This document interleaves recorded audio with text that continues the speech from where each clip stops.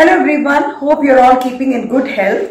Today in this show, we are not going to prepare any item which is going to be taken internally.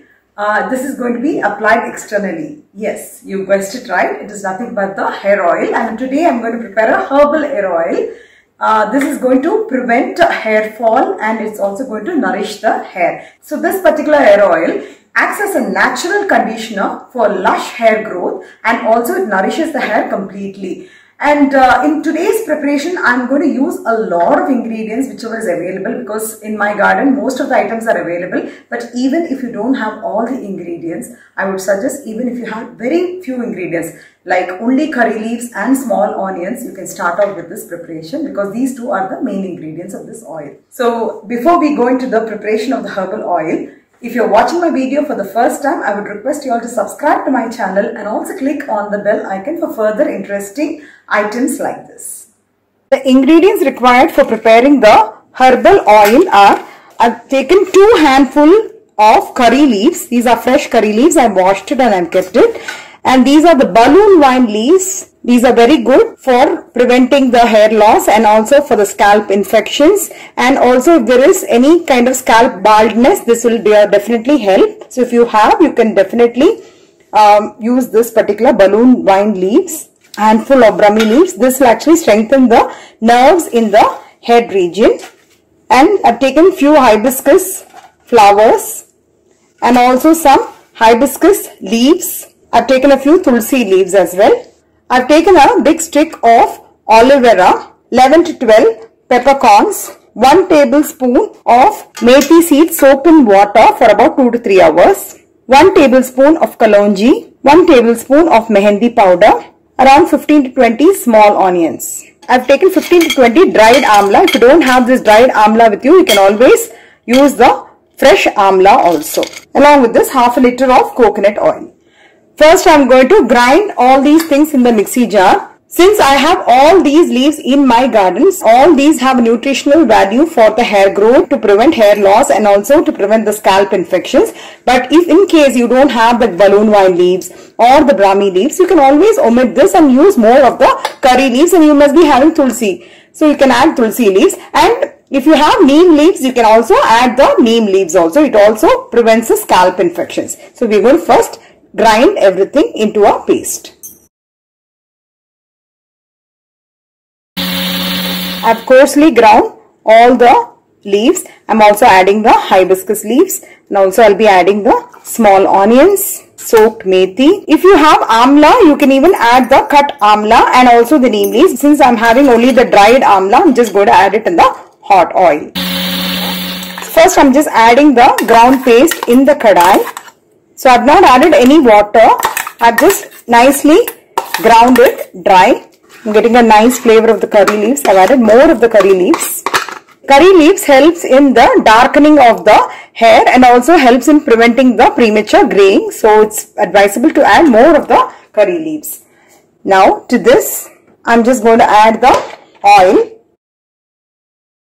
So nicely you can mix it.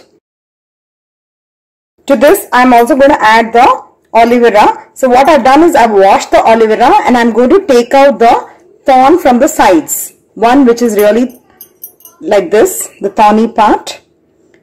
I'm just going to take it out. And then I can cut it into small pieces and I'll be adding it. So before heating it itself, we can add it like this, or while heating it also, we can add it. Just cut it into small pieces.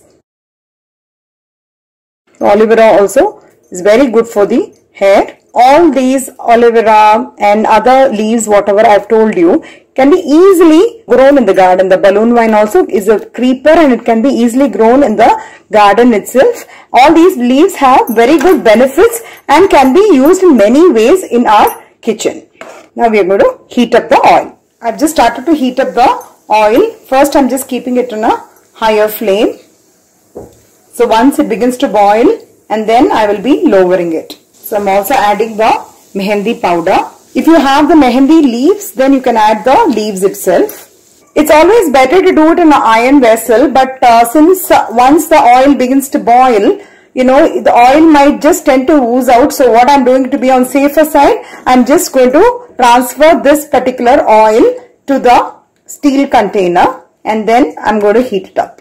So you can see that the oil is beginning to boil.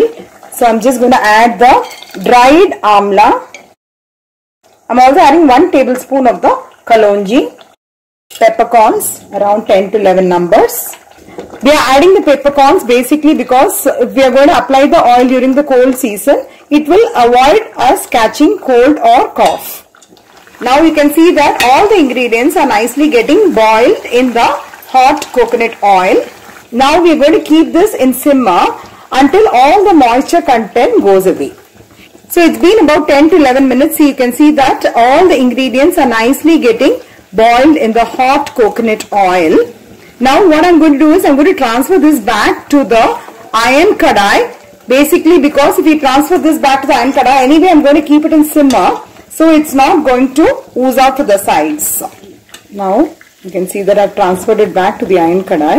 But still, if you see, it is still the brim of the kadai. If you're going to buy a kadai, just buy a bigger iron kadai. I'm also adding some castor oil. Just adding around 2 tablespoons of castor oil. This is also very good for the hair. So I've kept this oil in a low flame. So we need to keep it until the bubbling of the oil completely subsides. So it's been about 20 to 25 minutes. It is on low flame. So I'm going to switch it off right now. You can see that everything has been fried nicely.